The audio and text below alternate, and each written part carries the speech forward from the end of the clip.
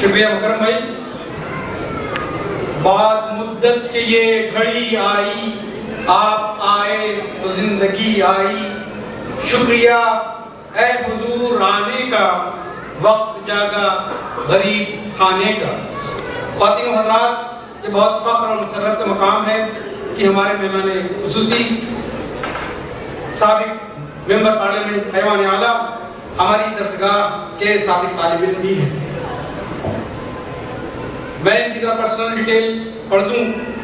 Is member of parliament Rajya Sabha, member all India Majlis, all India Muslim personal law board, member Aligarh Muslim university court university, central university government of India, vice president Shah Wali Ullah institute, president سوستھ Bharat not Swachh Bharat, Swasth Bharat a registered N G O, executive member society of communal harmony, vice president all India Muslim Majlis Mushawarat, member parliament standing committee on information broadcasting, member of parliament standing committee on information technology, ex member of parliament standing committee on commerce, member of joint parliamentary committee on وقف.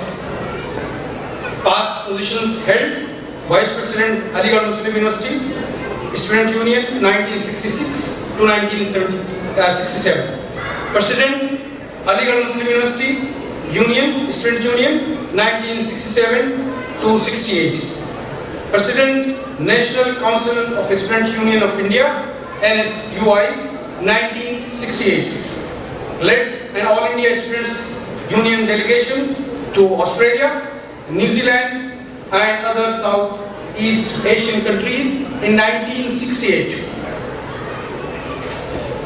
Leader of All India University Student Delegation to World Assembly of Youth Conference at Sydney, Australia. Member of Executive Council, Ali Garh Muslim University from 1994 to 2000. President All India Minority Coordination Board, President Parivartan, a registered NGO working for the upliftment of minority education 2000 to 2007. خواتین و حضرات، جو member parliament کسی سیاسی جماعت سے منسلک ہوتے ہیں انہیں اپنی پارٹی کے اصولوں کی بیڑیوں میں رہ کر کام کرنا پڑتا ہے اور کسی موضوع پر پارلیمنٹ میں اٹھانے کے لیے یا بحث کرنے کے لیے اپنی پارٹی کے صدر، سپریمو یا اعلیٰ کمان کی اجازت نہیں ہوتی ہے. عالی جناب محمد ادیب صاحب پارلیمنٹ ایوان بالا کے انتخاب آزاد امیدوار کی حیثیت سے جیتا ہے. تو پارٹی کی بندشوں سے آزاد رہ کر کام کرنے کا موقع ملا. ایوان میں ہر موضوع پر اپنی بے باک رائے رکھی اور میں کچھ کامیابیوں کا ذکر کرتا چلوں کہ علی گڑھ مسلم یونیورسٹی میڈیکل کالج ہسپتال کی گرانٹ 10ویں حصے کے برابر بھی وہ نہیں تھی جو دوسری یونیورسٹی کے ہاسپٹلز جو دلی میں موجود تھے ان کی تھی. آپ نے اس موضوع کو ایوان بالا میں اٹھایا اور اسی کی وجہ سے حکومت ہند نے علی گڑھ مسلم یونیورسٹی ہاسپٹل کی گرانٹ بڑھائی.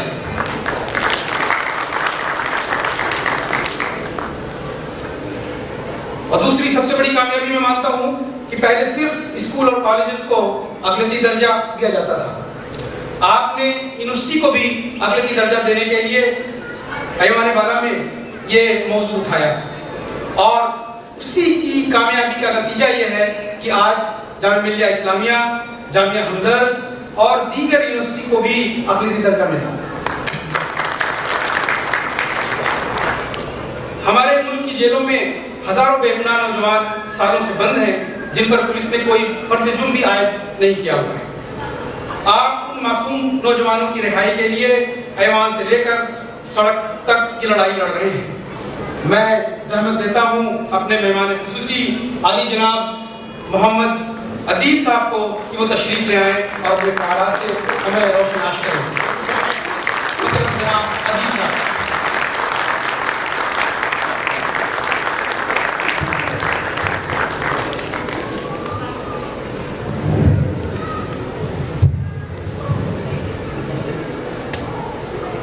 برادران سر سید، بعید خان سر سید اور غم گساران سر سید کو میرا سلام۔ میری ایسے معمولی شخص کو ایسی مجلس میں بلایا جائے جہاں اتنے زیادہ دیوانے سر سید کے موجود ہوں، میرے لیے بڑی فخر کی بات ہے اور اعزاز کی بات ہے، کیونکہ میں نے زندگی میں یہی سیکھا، جو کچھ میں نے پایا وہ اسی درسگاہ سے پایا۔ میری سوچ آج بھی یہ ہے کہ محفل سب سے اچھی وہ ہوتی ہے جہاں سر سید کے دیوانے موجود ہیں، گفتگو سب سے اچھی وہ ہوتی ہے جس میں سر سید کا ذکر ہو، دوست سب سے اچھا وہ ہوتا ہے جس نے اس درسگاہ سے علم حاصل کیا ہوتا ہے۔ اس سوچ اور فکر کو لے کر آج تک میں نے ہمیشہ یہ احساس پیدا ہوا مجھ میں، ایک ایک رویا میرا اس درسگاہ کا قرضدار ہے، اور اس قرضے کو اتارنے کے لیے ہمیشہ یہ فکر رہی کہ کہیں سر سید کی اس درسگاہ سے جہاں علم حاصل کر کے آئے تھے کہیں کمی نہ رہ جائے، کہیں ایسی فکر نہ ہو کہ کہیں یہ لوگ کہیں کہ یہ علی گڑھ کے پڑھے ہوئے لوگ نہیں ہیں۔ میں نے ہمیشہ کوشش یہ کری، کیونکہ میری یہ سمجھ ہے اور میں سمجھتا ہوں، ابھی سر سید نے بہت صحیح کہا، میرے سینئر نے اور میرے دوستوں نے بہت کچھ کہا گیا، لیکن سر سید کے مطلب کچھ اور تھے۔ تعلیم کے ساتھ اگر تربیت شامل نہیں ہے تو وہ علم نہیں ہے، اور یہی خوبی ہے کہ جب تعلیم سے تربیت مل جاتی ہے تو وہ علیق کہلاتا ہے، اور یہ وہی علیق کی شان ہے جو پوری دنیا میں اپنی رونق اور اپنی شمع کو روشن کیے ہوئے ہیں۔ سر سید کا مقصد یہ نہیں تھا کہ کچھ صرف تعلیم لی جائے، اس لیے کہ اگر تعلیم میں تربیت نہیں ہے تو انسان نہیں پیدا ہوتا۔ تربیت ایک وہ ضروری چیز ہے جو انسان کا ایک جز ہے۔ ہمیں کہا جاتا ہے کہ سب سے زیادہ علم فرشتوں کے پاس ہے، اور یہ بھی معلوم ہے کہ فرشتوں میں سب سے زیادہ علم ابلیس کے پاس ہے۔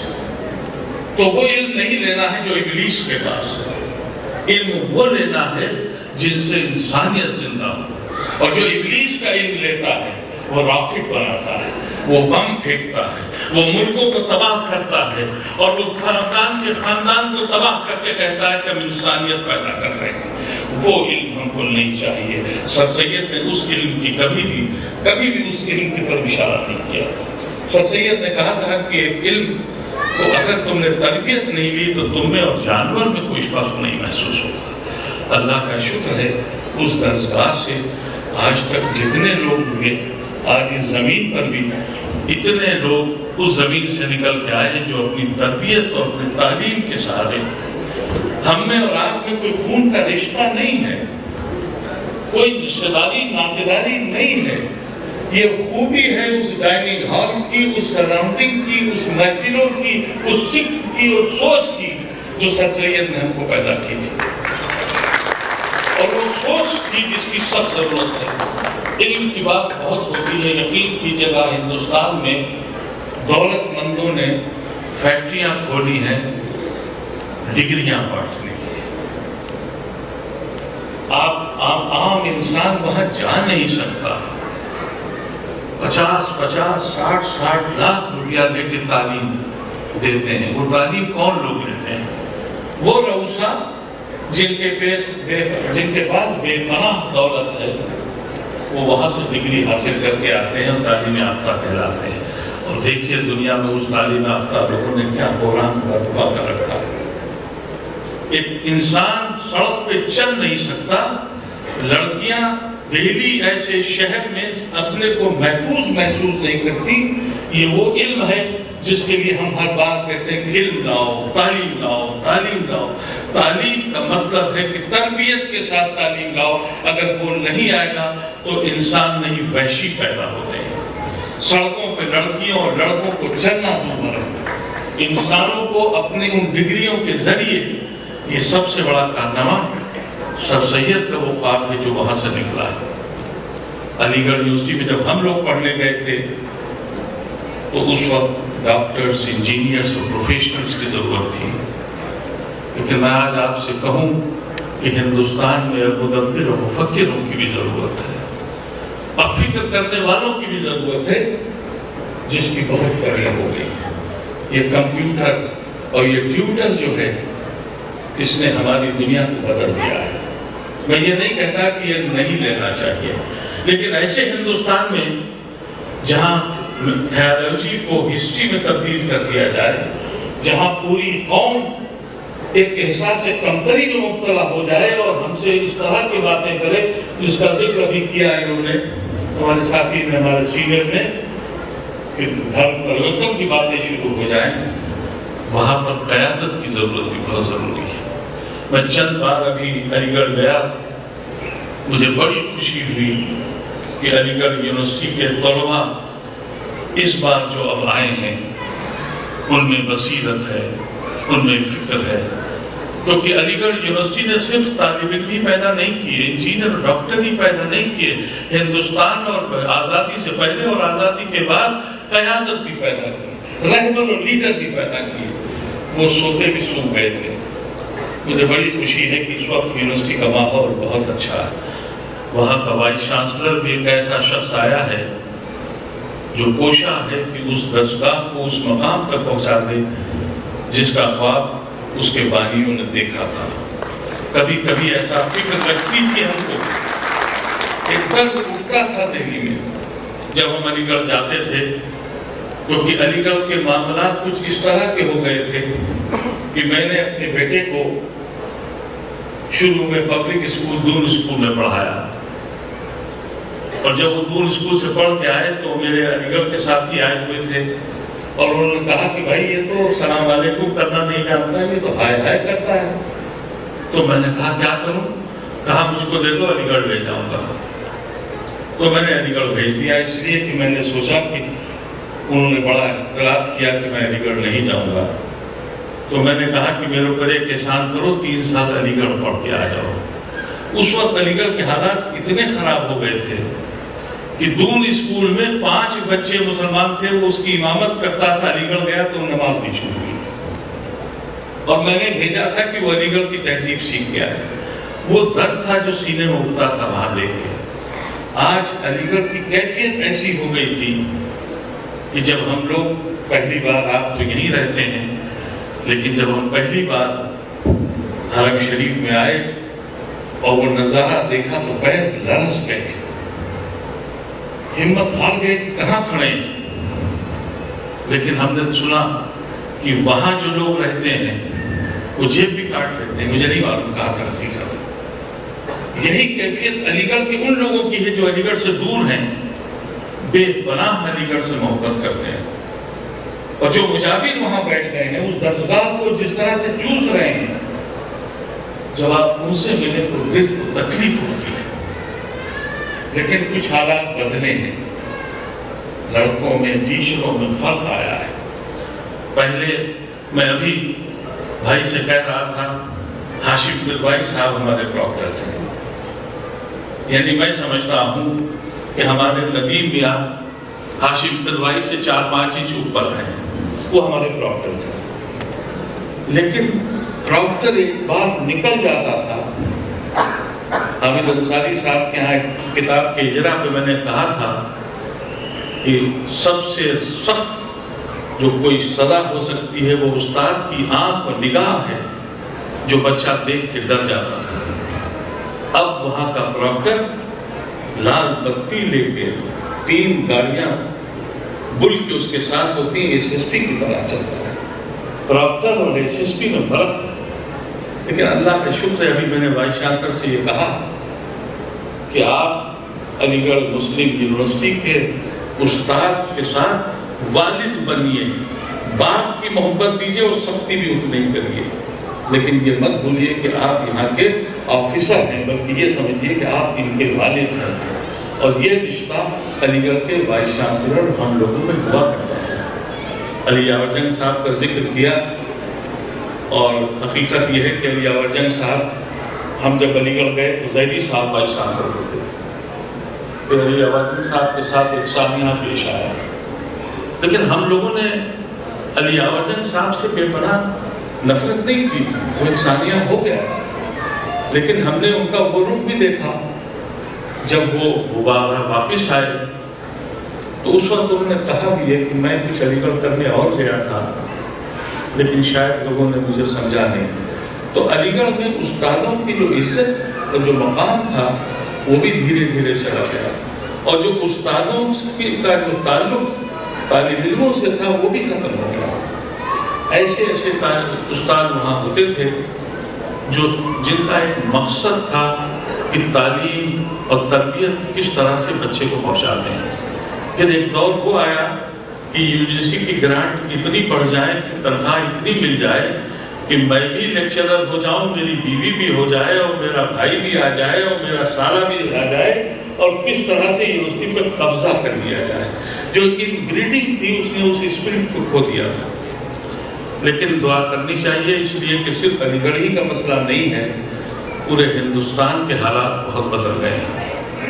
ہندوستان کے حالات اس وقت جیسے ہیں، اس وقت علی گڑھ کی برادری کو سب سے اہم ذمہ داری پورے ہندوستان میں نہیں دنیا میں اس وقت موجود ہے. ہندوستان کا ذکر اگر کروں تو صرف اس شعر سے ہی کافی ہے کہ چاکے جگر احساس رفو ہے، آج تو دامن صرف لہو ہے. ایک موسم تھا، ہم کو بھی رہا ہے شوق بہارا تم سے زیادہ. سمجھ میں نہیں آتا کس سے فریاد کریں. جس ملک میں اگر آئیڈیالوجی ختم ہو جائے، ایک کانسیپٹ ختم ہو جائے اور سیاست جو ہے وہ صرف مارکیٹنگ بن جائے تو اس ملک کا ہوگا کیا.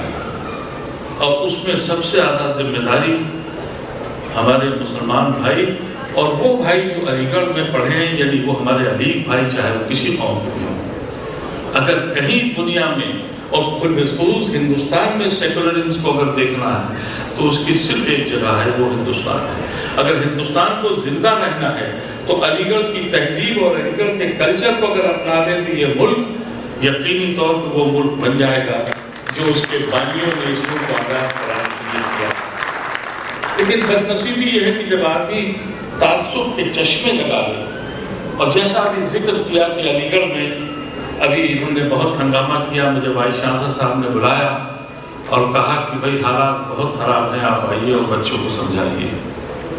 تو ہم گئے وہاں یونین میں اور رات کے 12:30 بجے تک ہم نے بچوں سے بات کی. اللہ کا کرم ہے، سارے بچے جڑ گئے، ٹیچنگ اسٹاف جڑ گیا، وائس چانسلر جڑ گئے.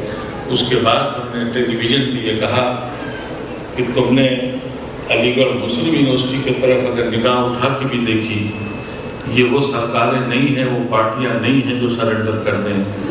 یہ سر سید کی وہ تحریک ہے کہ اس کی شمع دنیا کے ہر ملک میں ہر قصبے میں موجود ہے. اس سے لڑنا پڑے گا تو یہ ہندوستان کی پارلیمنٹ نہیں، دنیا کے ہر گوشے میں علی گڑھ کے لوگ لڑیں گے. تو بعد آ جاؤ، ایسا نہ سوچو کہ تم ہماری طرف آ رہے. 25 تاریخ کا جو واقعہ تھا وہ بھی شاید پیچھے جا رہا ہے، لیکن اس وقت ضرورت اس بات کی ہے جو تعلیم کی ذکر کیا گیا. سب سے اہم بات اس وقت جو ہمارے ذہن میں آتی ہے وہ یہی آتی ہے کہ ہم جیسا ایچ ون کی جو بات کی، یہ ہم لوگ بھی ایک کوشش کر رہے ہیں. دلی میں مشاورت جس کا میں نائب صدر تھا تو میرا ٹرم ختم ہو گیا، لیکن ہم لوگوں نے بھی ایک موو چلایا ہے اور اللہ کے شکر سے تقریباً 200 بچوں کو ہم لوگ اس کی تعلیم دے رہے ہیں. لیکن تعلیم کے ساتھ میں نے بار بار یہ بات کہی کہ بغیر تربیت کے تعلیم سماج پر ایک بوجھ ہے، اور ایسا سماج جو اب کیمروں کی نگاہ سے دیکھا جاتا ہے، انسان کی نگاہ سے نہیں دیکھا جاتا.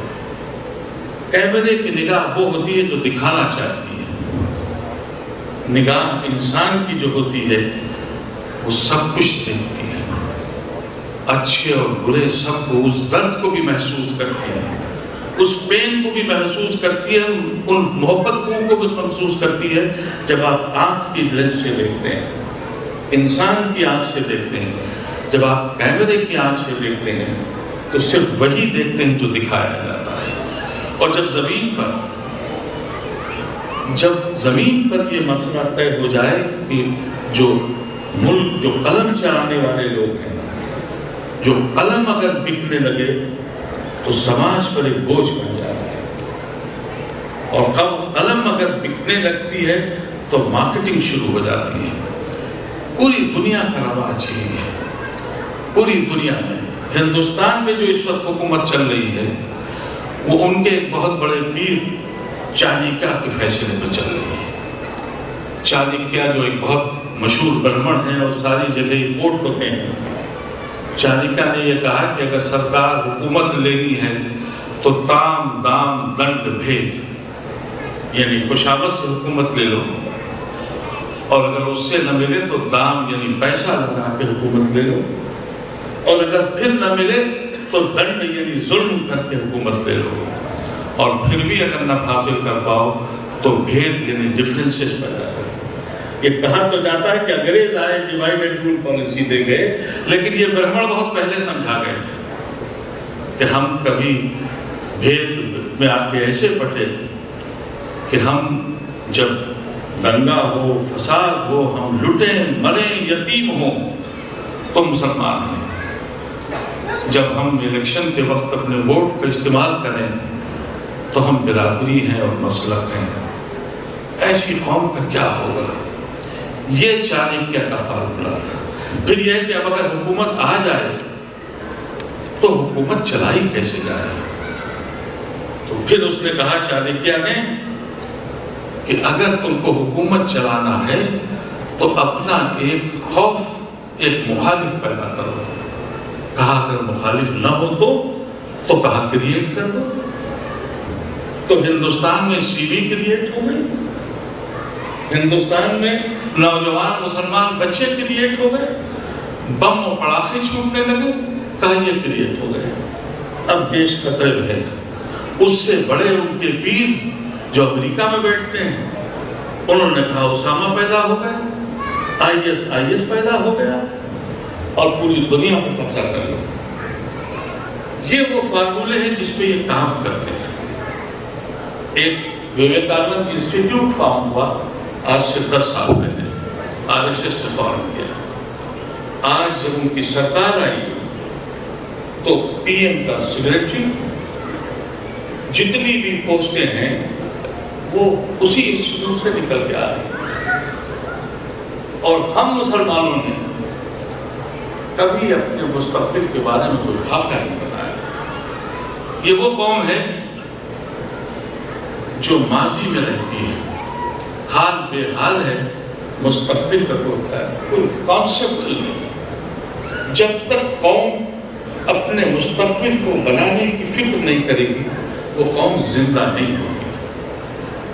اور میں نہیں جانتا ہوں، میں نے 6 سال پارلیمنٹ میں رہ کے دیکھ لیا ہماری حیثیت کیا ہے۔ ہم لوگ راج سبھا میں 16 مسلمان ایم پی، اور ہم کو جو دقتیں آئیں اس کا احساس تو میں کتاب لکھ رہا ہوں، سب لکھوں گا۔ 4 سکھ لوگ تھے، آپ کو یاد ہوگا ایک شخص تھا افضل گرو، اس کو سپریم کورٹ نے پھانسی دی۔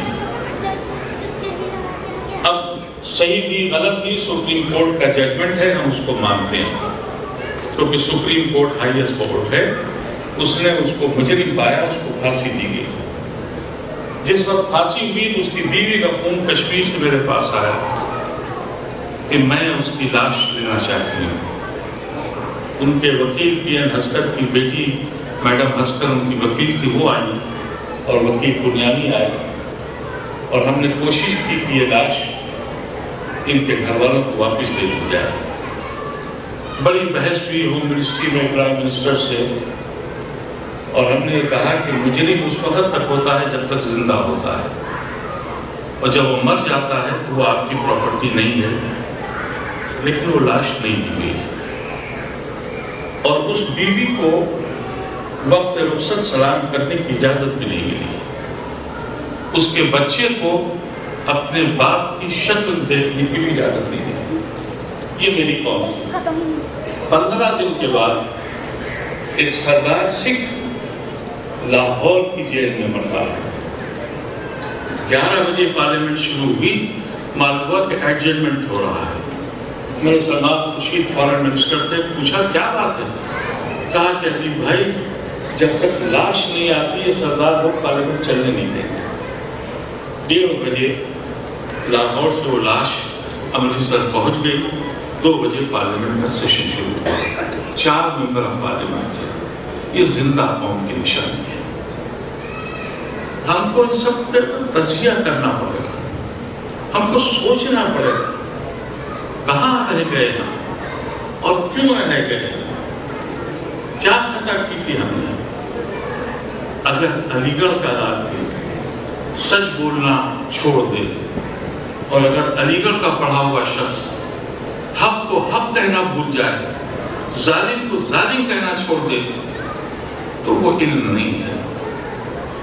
وہ فیکٹری میں جا کے کام کرنے والا ویسے ہی ایک شخص ہے جس طرح سے پلمبر دن بھر پہنچ کر کے شام کو اپنی جیب بھر لیتا ہے۔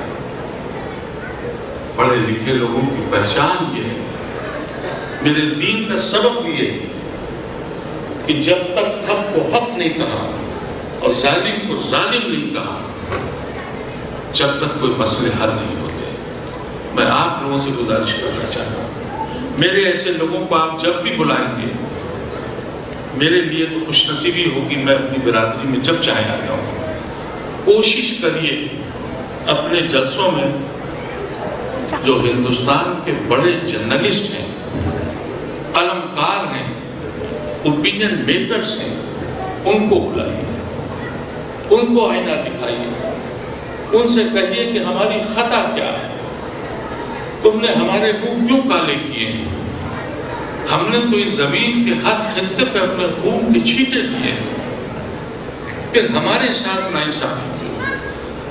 اگر ہم نے اوپینین بنانی ہے، اور ایک بات یاد رکھیے گا کہ خوف سے کبھی زندگی چلتی نہیں ہے۔ یہ قوم کہتے ہیں لوگ کہ صاحب یہ بڑے بے بس و بے کس ہیں، کام نہیں کرتے۔ حقیقت یہ ہے کہ 65 سال میں ہم نے صرف ایک ہی بات سکھائی گئی کہ دنگا ہو جائے گا۔ یہ کبھی نہیں بتایا کہ دنگے کے بعد بھی کوئی ایک دنیا ہوتی ہے جہاں علم ہوتا ہے، جہاں نوکری ہوتی ہے، جہاں روزی ہوتی ہے، وہاں عزت ہوتی ہے، جہاں وقار ہوتا ہے۔ اسی خوف میں ہم سب کو مبتلا ہوتے چلے گئے۔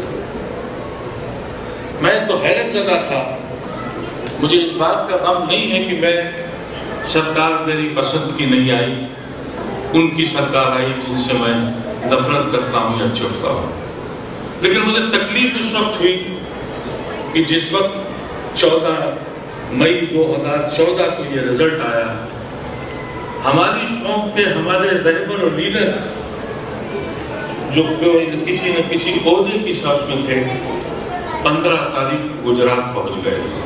ایک ہوڑ لگ گئی مسلمانوں میں کہ مودی کے ساتھ چلے جاؤ۔ میں سب جگہ کہتا پھرا، مشاورت کی میٹنگ سے لے کے پرسنل لا کی میٹنگ تک کہتا رہا کہ 65 سال جن سیکولر ہندوؤں نے ہمارا ساتھ دیا، ان کو تنہا چھوڑ کر نہ جاؤ، یہ تمہاری منزل نہیں ہے۔ تو خوف تو اس وقت آتا ہے کہ جب ہمارے نظریات کچھ عہدہ حاصل کرنے کے لیے سے پیدا ہوتا ہے۔ اگر سیاست کرنی ہے اور سیاست میں صرف عہدے کی لالچ ہے تو ایسی سیاست پہ لعنت ہے۔ اس کی وجہ یہ ہے کہ ہم آج اس لیے یہاں کھڑے ہیں کہ ہماری نکمی سیاست ثابت ہوئی مسلم قیادت، اس نے عہدے کی خاطر، صرف عہدے کی خاطر، اور حکومت کی مختلف پارٹیوں نے یہ طریقہ اپنایا کہ انہوں نے ایک نام لا کے رکھا کہ یہ مسلمان ہیں، یہ آپ کے قائد ہیں، مان لیجیے یہ قائد ہیں۔ ہر پارٹی نے ایک نام دے دیا کہ یہ آپ کے قائد ہیں۔ اس شخص کا اس کی ملت سے کوئی تعلق ہے یا نہیں ہے، لیکن ہمیں حصہ مل گیا کہ اگر 4-10 منتری بن رہے ہیں تو ایک مسلمان میں بن گیا، ہم خوش ہو گئے۔ اور چاہے وہ اسی مائنارٹی کا منسٹر ہو، ہم خوش ہیں۔ میں نے ایک بات کہی بھی ہے حیدرآباد میں جا کے کہ ہماری بستی کا عالم یہ ہے کہ ایک منترالیہ دے دو، چاہے وہ مائنارٹی کا منترالیہ ہو یا حج کا ہو، ہم لال بستی بنا کے گھومتے ہیں۔ اور یہ وقت آنے والا ہے کہ ہم کبھی نماز کے اور روزے کے منتری بنائے جائیں گے اور بڑے خوش ہوں گے۔ جب یہ فکر اور سوچ پیدا ہو جائے گی، یہ فکر اور سوچ کہاں سے نکلتی ہے؟ اداروں سے نکلتی ہے، انسٹیٹیوشن سے نکلتی ہے، اور سب سے بڑا سوتا ادارہ جو ہے وہ علی گڑھ مسلم یونیورسٹی ہے۔ اسی لیے ہم نے ہمیشہ کوشش بھی کی کہ وہاں کی یونین سے جو لڑکے طلباء نکلے ہیں، مجھے امید بھی ہے اب جو بچے آئے ہیں ان کی زندگی کا کچھ مقصد بنا ہے۔ مجھے لگتا ہے وہ سمجھتے ہیں کہ ان کی زندگی کا ایک مقصد ہے۔ کچھ لوگ ہوتے ہیں جو اپنی دنیا بناتے ہیں۔ سر سید نے بھی 60 سال تک اپنی دنیا بنائی ہے، بس 60 سال کے بعد کہا کہ اب آخرت بنانی ہے۔ اور یہاں ہمارے آج کے جلسے کے صدر صاحب بیٹھے ہیں غازی پور میں۔ سر سید نے سب سے پہلا اسکول غازی پور میں کھولا تھا، وکٹوریہ اسکول۔ میں نے خبر پڑھی کہ وکٹوریہ اسکول کی عمارت موجود ہے اور مایاوتی کی سرکار میں توڑا جا رہا ہے۔ تو میں گیا غازی پور، ایک پرانی عمارت، ایک بہت بڑے کالج کے اندر ایک عمارت کھڑی تھی، اور جب اس کی شکل دیکھی اس کی چھتیں وغیرہ اتار دی گئی تھی، تو اس کے جو ہاسٹل تھے وہ پورے مارسن کوڈ کی شکل میں بنے تھے، اور جو اس کا ہال ہے وہ اسٹیچی کا ہال کو چھوٹا کر دیجیے ویسا وہ حال ہے۔ وہ پہلا اسکول سر سید میں کھولا تھا۔ تو میں نے وہاں غازی پور میں ایک جلسہ کیا اور میں نے کہا کہ سر سید نے یہاں یہ اسکول کھولا تھا، آپ نے مدد نہیں کی، وہ علی گڑھ چلے گئے اور ہم علی گڑھ سے پڑھ کے علیگ بن کے آ گئے۔ آپ نے ستم کیا، اگر غازی پور میں روکا ہوتا تو ہم غازی بن کے نکلے ہوتے، اور یہ ستم آپ نے کیا ہے۔ پھر پارلیمنٹ میں اس کا ہنگامہ کیا۔ اللہ کا شکر ہے کہ اتر پردیش سرکار نے اس پہ 50 لاکھ روپے دیے ہیں، وہ سر سید کا ایک میوزیم بن رہا ہے۔ کیونکہ ان کے پرنسپل سے جب میں نے ذکر کیا، کہا یہ کھنڈر ہے ہمارے یہاں، اس لیے ہم توڑ رہے ہیں۔ تو لیڈی پرنسپل سے میں نے کہا کہ یہ کھنڈر نہیں ہے، یہ جدید تعلیم کی پہلی شمع یہاں روشن ہوئی تھی۔ یہ وہ جگہ ہے جہاں ہم کو سجدہ کرنا چاہیے۔ یہ جدید تعلیم کی پہلی شمع یہاں روشن ہوئی تھی۔ اللہ کا شکر ہے وہ ایک میوزیم بن رہا ہے۔ لیکن ہم لوگوں کی بدنصیبی یا کمزوری یہ رہی کہ پارلیمنٹ میں سر وارکر کی تو فوٹو لگ گئی، لیکن ہم سر سید کی فوٹو پارلیمنٹ کے اس ہال میں نہیں لگا سکے جس نے جدید تعلیم کی پہلی شمع سے ہندوستان کو کی تھی۔ ہر کوشش کرنی ہے، لیکن مشکل یہ ہوتی ہے کہ جب تک کہ ہم میں اتحاد اور اتفاق اور ایک منزل حاصل کرنے کا منصوبہ نہیں ہے، جب تک ہم کچھ حاصل نہیں کر سکتے۔ میں آپ سب لوگوں کا بڑا مشکور و ممنون ہوں۔ میری یہ گزارش ہے، جو کام آپ لوگ کر رہے ہیں ان سے جو بھی ہو سکتا ہے ہم بھی آپ کے ساتھ شریک ہوں گے، اس لیے کہ یہ زندگی کا میرا اپنا خیال یہ ہے کہ مقصد اگر بنانا ہے تو یہی سب سے بڑا مقصد ہو۔ جو ہمارے انسٹیٹیوشنز اسکول کھولے جائیں اس میں تربیت کا سب سے زیادہ خیال کیا جائے، اس لیے کہ علی گڑھ کی جو تربیت تھی، ابھی آپ ہی نے یہ بات کہی کہ جو مجھ سے بڑا ہے میں اس کو الفاظ نہ کہہ کے بھائی کہوں گا، اور بھائی اور پارٹنر یہ علی گڑھ ہی کی دین ہے کہ ہم لوگ آپس میں پارٹنر کہتے تھے اور بھائی بڑے سینے کو بڑا کرتے تھے۔ یہ تربیت اگر نہیں ہوتی تو قوم نہیں بنتی۔ انڈیویجل تو بنے گا، انفرادی شخص تو بن جائے گا، لیکن اگر قوم کی اصلاح کرنی ہے تو تربیت کو اس میں داخل کرنا بڑا ضروری ہے۔ میں آخر میں شعر کے ساتھ بات ختم کرنا چاہتا ہوں۔ مایوسی نہیں ہے، مایوسی صرف یہ ہے کہ ہم میں حوصلہ نہیں ہے۔ میں مجروح صاحب کے شعر سے بات ختم کرتا ہوں۔ کوئی تو بڑھ کے سنگ اٹھائے اب شاخ شجر دور نہیں، کوئی تو بڑھ کے سنگ اٹھائے شاخ شجر اب دور نہیں، بلندی تم جس کو کہتے ہو ان ہاتھوں کی کوتاہی ہے۔ وآخر دعوانا ہزاروں زخم کھا کر بھی میں ظالم کے مقابل ہوں، خدا کا شکر ہے اب تک دل خوددار زندہ ہے۔ شکریہ محمد بھائی۔ خواتین و حضرات، اپنی اعلیٰ روایات کو قائم رکھتے ہوئے یہاں علی گڑھ مسلم یونیورسٹی ایسوسیشن کی جانب سے چند منتخب لوگوں نے جنہوں نے قابل ذکر نمایاں خدمات انجام دی ہیں انہیں اعزاز دینے کا فیصلہ کیا ہے۔ پروگرام کے اس جز کو پیش کرنے کے لیے میں دعوت دیتا ہوں ایک معروف شخصیت کو جو طویل عرصے سے سعودی ریڈیو پر پروگرام پیش کرتے رہے ہیں، فرصت کے اوقات میں صحافت بھی کرتے ہیں اور ان کے مضامین عرب نیوز، سعودی گزٹ اور دیگر مختلف اخباروں میں اکثر چھپتے رہتے ہیں۔ ادب سے گہرا تعلق ہے، انگریزی میں شاعری بھی کرتے ہیں۔ میں گزارش کرتا ہوں جناب سید عبداللہ رضوی صاحب سے کہ وہ تشریف لے آئیں۔ جناب سید عبداللہ رضوی صاحب۔ بسم اللہ الرحمن الرحیم۔